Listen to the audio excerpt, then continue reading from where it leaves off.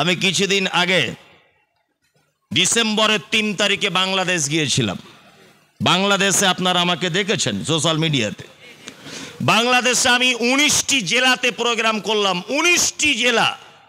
তার ভিতরে দিনাজপুর, আপনার ঠাকুরগাঁও, পঞ্চগড়, টাঙ্গাইল, জয়পুরহাট, সাতক্ষীরা, বগুড়া, ময়মনসিংহ, এইভাবে 19টি জেলাতে আমি সফর করেছি। টোটাল 36টা প্রোগ্রাম করে এসেছি বাংলাদেশে। 19টি জেলার প্রতিটি জেলায় জেলায় আমি আমার সময় অনুযায়ী তদন্ত করেছি। তদন্ত করে জেনেছি যে ভারতের মিডিয়া যেভাবে উঠে পেরে লেগেছে বাংলাদেশের হিন্দুদেরকে মেরে দিচ্ছে মুসলিমরা, এই নিয়ে যে মিথ্যা প্রচার চালাচ্ছে ভারতের মিডিয়ারা, এই ঘটনা কি সত্য?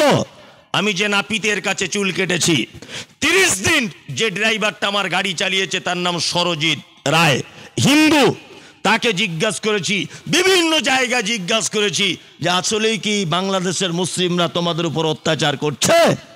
বলছো হুজুর একেবারে মিথ্যা কথা, একেবারে মিথ্যা কথা। যদিও বা কোনো হিন্দুর বাড়িতে ভাঙচুর যদিও বা চালানো হয়, সেটা রাজনৈতিক দ্বন্দ্বের কারণে হয়েছে, সাম্প্রদায়িকতার কারণে হয়নি। দীর্ঘদিন হাসিনা সরকার থাকার কারণে নির্যাতনের শিকার হয়েছিল যারা, হাসিনা পালানোর পরে প্রতিশোধ নিতে গিয়ে হয়তো একটা হিন্দু লোকের বাড়িতে ইট পাটকেল কিছু মেরেছে, এটা হতে পারে। কিন্তু হিন্দু মুসলিম দ্বন্দ্বের কারণে একটা হিন্দু লোকের বাড়ি ঘরদোর ভাঙা হয়নি, একটা হিন্দুর গায়ে আঘাত করা হয়নি। ভারতবর্ষের যে সমস্ত গদি মিডিয়ারা, পাঁচাটা মিডিয়ারা, এবং আমার মনে হয় যারা এইখান থেকে বসে বসে রিপোর্টারগিরি করছে, ওখানে একজনা সাংবাদিক পৌঁছাতে পারেনি, একটা সাংবাদিক ওখানে যায়নি, মিথ্যা। তার ভিতরে আমাদের পশ্চিমবাংলা একটা শান্ত পরিবেশ। পশ্চিমবাংলার হিন্দু মুসলিম আমরা খুব সুন্দরভাবে বসবাস করছি, আমাদের এখানে কোনো ভেদাভেদ নেই। আছে পশ্চিমবাংলার একটা হিন্দু দর্দি লোক এখন দেখতে পাওয়া যাচ্ছে, তার নাম পাগল শুভেন্দু অধিকারী। হচ্ছে পাগল। আমার মমতা ব্যানার্জি সরকারের কাছে এটা অনুরোধ, আপনি অবশ্যই ওকে পাগলা গারদে ভরুন, আর না হলে কোন একটা ভালো চিকিৎসক দ্বারা তোর ব্রেনের চিকিৎসা করান। সারা পশ্চিম বাংলার এত হিন্দু থাকতে কোন হিন্দু আর একটা হিন্দুর উপরে দরদ জাগলো না? তুমি একা দরদ দেওয়াচ্ছ। আরে তুমি তো সেই সময় দ্বন্দ্বকারী। মমতা ব্যানার্জির সময়তে তুমি বলেছো বিদেবী হটাও, দেশ বাঁচাও। তুমি তো তখন ইফতার পার্টিতে গিয়ে জনমের মতো ইফতার খেয়েছো, তুমিই তো তখন গরুর গোস্ত খেয়েছো, তুমিই তো তখন মাথায় টুপি দিয়ে মুসলিমদের পরিবেশে জলসার স্টেজে ইফতার পার্টিতে তুমি বসেছো। আর আজকে মমতা সরকারের কোটি কোটি টাকা আত্মসাৎ করার পরে তুমি এখন ইডি সিবিআইয়ের তদন্তের ভয়ে বিজেপির কাছে আত্মসমর্পণ করে তুমি এখন হিন্দু মুসলিমের একটা দ্বন্দ্ব বিচ্ছেদ করার তুমি চেষ্টা করছো। তোমার এই ষড়যন্ত্রের ফাঁদে একজন কেউ পা দেবে না, কেউ পা দেবে না। কারণ শুভেন্দু অধিকারীর চালাকি খুব সুন্দর, উন্নত মানের। হিন্দুরা বুঝতে পেরে গেছে এ পাক্কা একটা দালাল। কি বলছি বুঝতে পারছেন? পাক্কা দালালে। সারা ভারতবর্ষে হিন্দু মুসলিম আমরা শান্তিতে বসবাস করছি। সারা বাংলাতে আজও পর্যন্ত আমরা হিন্দু ভাইয়ের চায়ের দোকানে চা পান করি, হিন্দু ভাইয়ের হোটেলে আজও পর্যন্ত খাই। আমি আজকে পর্যন্ত হিন্দু হোটেলে খেয়ে এসেছি, কোনো অসুবিধা নেই। সুবন্দির মতো কিছু বদমায়েশ লোকের কারণে ভ্রাতৃত্ব নষ্ট করার একদম পরিকল্পনা চলছে। আর তার মধ্যে কিছু মিডিয়া রয়েছে, আর কি বলবো, ইস ঘর মে আগ লাগি হ্যায় ঘর হি কি চিরাগ সে, কিছু হারামখোর মুসলিম নামের কলঙ্ক মিডিয়া এতে যুক্ত। মুসলিম নামের কলঙ্ক যারা, এই মিডিয়াও কিছু যুক্ত রয়েছে এতে। প্রতিশোধ নিতে চাইছে, বলছে প্রতিশোধ নেব। বাংলাদেশের হিন্দুদের অবস্থা যেমন, আমরা এখানকার মুসলিমদের অবস্থা ঠিক তেমন করব। তোমার বাপের 14 পুরুষের ক্ষমতা নেই একটা ডকুমেন্টস দিয়ে প্রমাণ করানোর যে বাংলাদেশের কোনো হিন্দু মার খেয়েছে। ওপার থেকে কাউকে 2-10 লাখ টাকা দিয়ে নিয়ে এসেছে, এই পারে এসে সাংবাদিকদের সামনে জিজ্ঞেস করছে, এই ও পারে কি মারধর চলছে? বলছে হিন্দুরা খুব মারধর খাচ্ছে, অথচ কিছুই নয়। এইসব রাগ কি আর সহ্য করে থাকা যায়? হ্যাঁ, আশ্চর্য ব্যাপার। মানে কয়েকটা অভদ্র এবং এবং অসামাজিক রাজনৈতিক নেতাদের কারণে আজকে সারা বাংলার বিভিন্ন জায়গাতে বিশৃঙ্খলা সৃষ্টি হচ্ছে। তবে আমি বাংলার মানুষকে অজস্র ধন্যবাদ যে বাংলার হিন্দু মুসলিম আমরা উভয়ে ভালো। ওই শুভেন্দু পাগলার কথাতে আমরা কোনোদিন সাম্প্রদায়িক ব্যাপারে কোনো ঝামেলা করিনি, আমরা খুব ভালো আছি আলহামদুলিল্লাহ, তাই না? আল্লাহ তাআলা বলছেন আল কাদিমিন আল গাইজা, রাগ হলে রাগটাকে কি করো? কন্ট্রোল করো। ওয়াল আফিনা আনিন নাস, তোমার কাছে যদি কেউ অপরাধ করে তুমি তার অপরাধকে কি করো? ক্ষমা করে দাও, তাই না? তাহলে বলুন তো দেখি, এই চার কোয়ালিটির লোকের ভিতরে আল্লাহ সব থেকে ভালোবাসে প্রথম সিরিয়ালে কাকে? হিসাব করে কথা বলো। আল্লাযীনা ইউনফিকুনা ফিস সাররাই ওয়াজ যাররাই, যারা সচ্ছলতায় অসচ্ছলতায় আল্লাহর রাস্তায় দান করে। কি বললাম বুঝলেন? আচ্ছা বলুন তো, দান করলে মাল কমে যায় না না মাল বাড়ে? কারা কারা বাড়ে বলছেন হাত তুলুন তো, তুলুন। একটু একটা মজার কথা বলবো, বাড়ে। তাহলে 2000 কোটি টাকা দেন তো এখন দেখি এখানে। ওটা এমনি, ওটা আমরা মুখে বলি, বিশ্বাস করি না, বিশ্বাস করি না। এখনই তো বললেন মাল বাড়ে, তাকে 2000 কোটি টাকা এখানে দেন না, ওটা না। আমি কিন্তু কালেকশন করার জন্য দানের ব্যাপারে বলছি না, দানের গুরুত্ব বোঝাচ্ছি। প্রথম থেকে আমি দান বলে বলে আসছি, তাই না? এইবার আপনাদেরকে মজার কথা বলি। আচ্ছা বলুন তো, 1 টাকা দান করলে রমজান মাসে সেটা বেড়ে কত টাকা হয় বলুন? 70 টাকা। তার থেকে বেড়ে হয় 700 টাকা পর্যন্ত, তাই তো? এইবার এ কথা কার? আল্লাহর এবং নবীর। নবী যে কথা বলেছেন, তাই না? আল্লাহ অন্য জায়গায় বলেছেন সম্পদ বাড়িয়ে দেই, সূরা আল ইমরানের 262 নম্বর আয়াতে আল্লাহ তাআলা কথা বলেছেন। আর অন্যান্য আয়াতে আল্লাহ সূরা বাকারা 262 নম্বর আয়াতে আল্লাহ তাআলা বলেছেন। আর অন্যান্য আয়াতগুলিতে অনেক রয়েছে। তাহলে সম্পদ 1 টাকা থেকে বেড়ে 700 টাকা হয়, এ কথা বলেছেন কে? মুহাম্মদ সাল্লাল্লাহু আলাইহি ওয়াসাল্লাম। আমি মমতাজুল ইসলাম, আমি একটা মানুষ, পৃথিবীতে আমি এখানে আছি। আমার মৃত্যু পর্যন্ত আল্লাহর পক্ষ থেকে বরাদ্দ করা হয়েছে যে 4 কোটি টাকা তোর সারা জীবনের জলসা হোক আর ব্যবসা হোক আর চুরি হোক যাই হোক, তোর আমি 4 কোটি টাকা বরাদ্দ করে দিলাম। 4 কোটির 1 টাকা বেশি ইনকাম করতে পারবি না। এটা আল্লাহ বরাদ্দ করে কি করে না? করে। আচ্ছা বলুন, এবার আমি যদি 1000 টাকা দান করে দিই রমজান মাসে, তাই তো? তাহলে বলুন তো ওটা কত হাজার টাকা বেড়ে হলো? 700,000 টাকা। এটা আল্লাহ নবী বলেছেন, বলেছেন না বলেননি? তাহলে যদি আমি 10,000 টাকা দান করে দিই, আল্লাহু আকবার, 7 কোটি টাকা। কত? 7 কোটি টাকা বেড়ে হলো, তাই না? তাহলে বলুন তো, দান করলে সম্পদ বাড়লো না কমলো? বাড়লো। এ কথা বলেছেন কে? মুহাম্মদ সাল্লাল্লাহু আলাইহি ওয়াসাল্লাম। আল্লাহু আকবার। কিন্তু আমরা এত বড় বোকা, আমরা এগুলো বুঝতে চাই না, চাই না। আপনাদেরকে এবার মজার কয়েকটা হাদিস শোনাই, খুব মজা লাগবে শুনতে, দেখুন। এক, আমরা নামাজে একটা দোয়া করি না? কি দোয়া? ইহদিনাস সিরাতাল মুস্তাকিম সিরাতাল্লাযীনা আন'আমতা আলাইহিম গায়রিল মাগযুবি আলাইহিম ওয়ালাদ-দাল্লিন। দোয়া করি না? করি।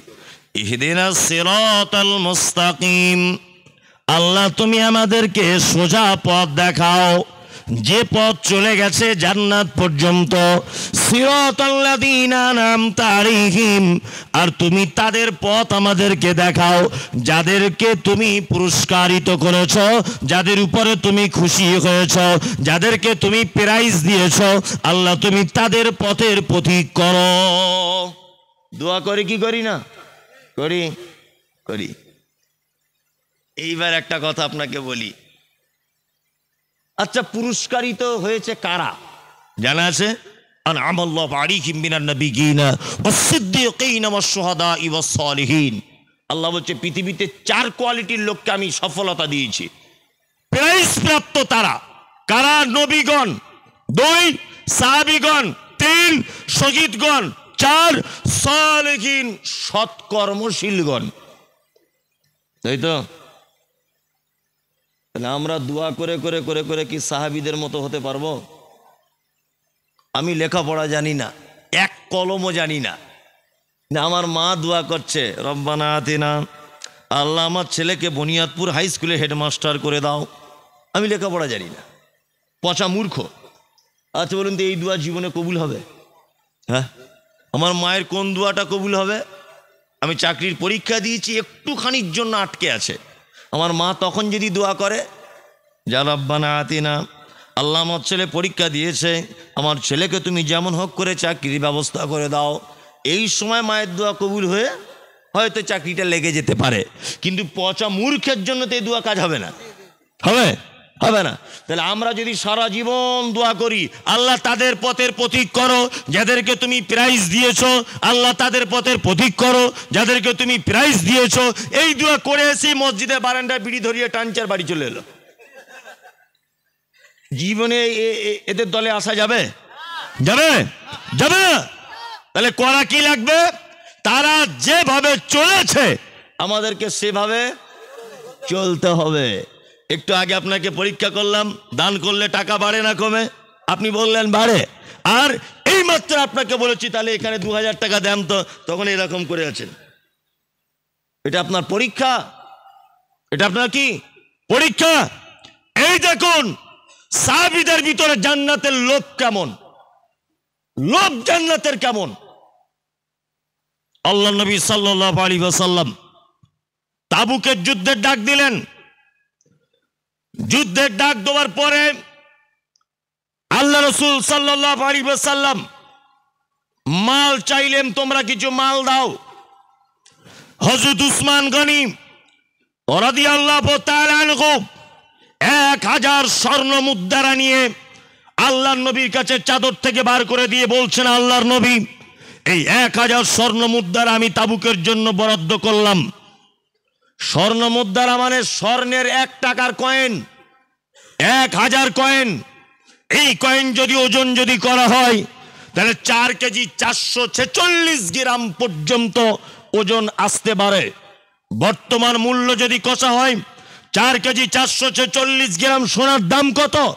তখনকার দিনে হযরত উসমান একবারও ভাবেননি যে আমি কত টাকা দিচ্ছি, আল্লাহ রাস্তায় দিতে হবে, এ কথাই ঠিক, দিয়ে দিলেন।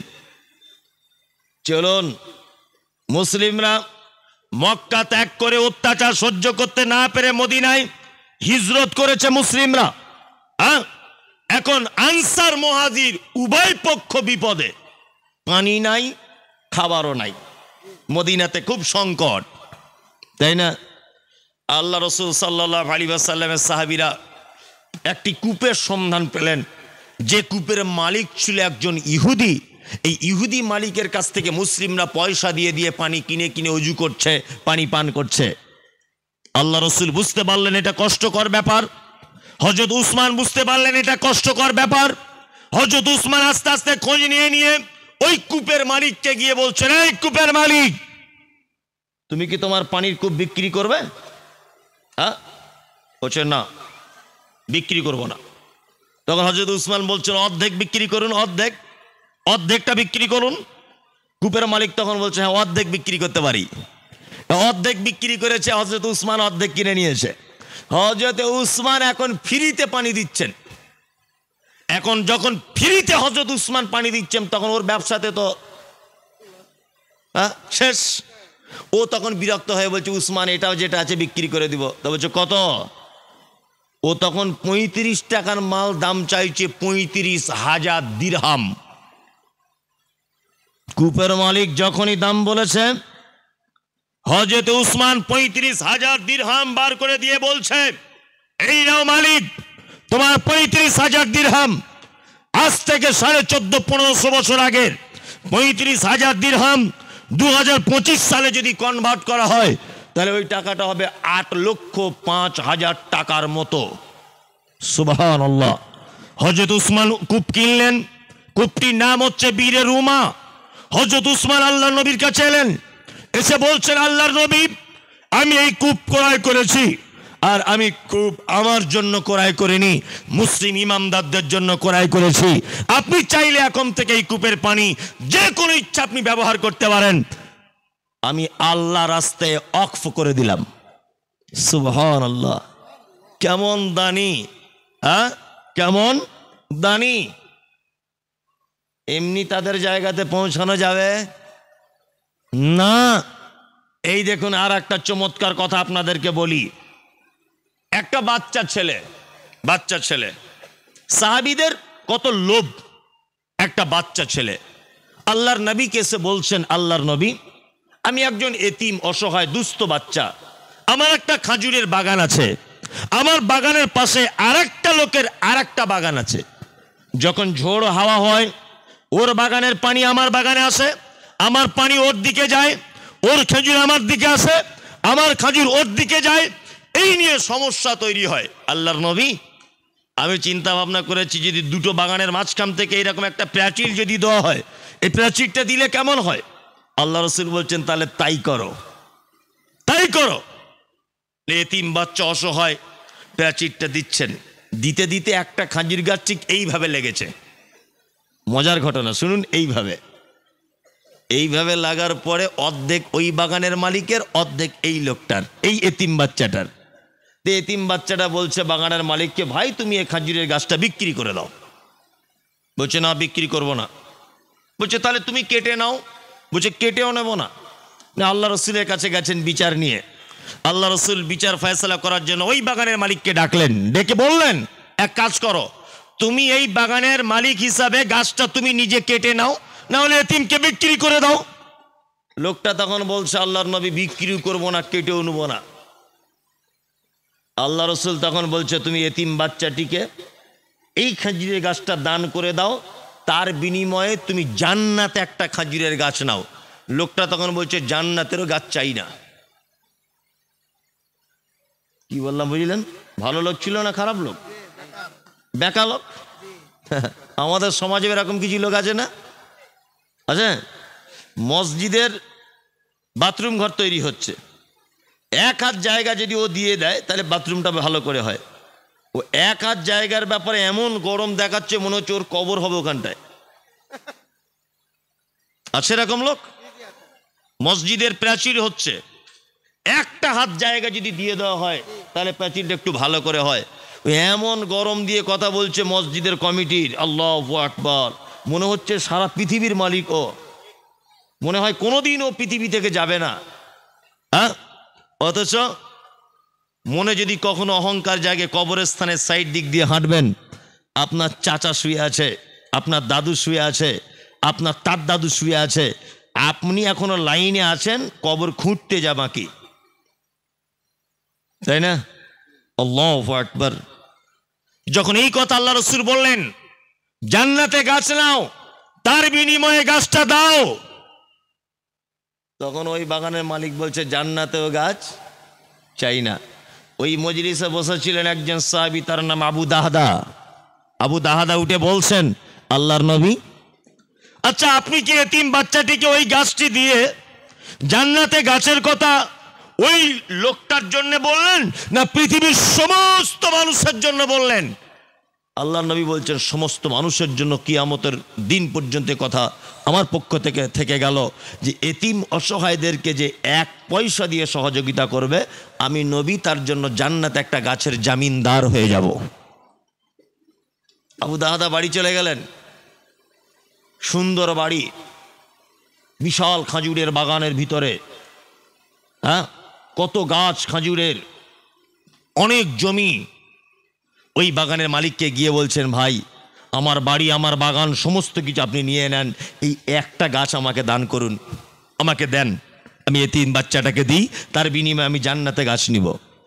আবু দাহদা এই কথা বলার পরে বাগানের মালিক রাজি। আবু দাহদা এবার বাড়ি গেলেন, দরজা খোলো। বিবি দরজা খুলে দিয়েছে। বিবি বলছে, ভিতরে চলে এসো। আবু দাহদা বলছে, ভিতরে যাব না, বাড়ি বিক্রি করে দিয়েছি, জামা কাপড় যা কিছু আছে তুমি সব কিছু গুটিয়ে নাও, বাড়ি থেকে বার হয়ে এসো।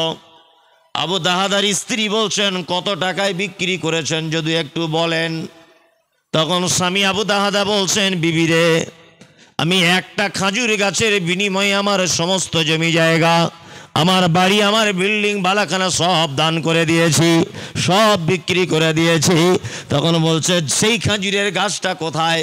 আবু দাহাদা বলছেন, সেই খাজুরের গাছ জান্নাতে, জান্নাতে গাছ।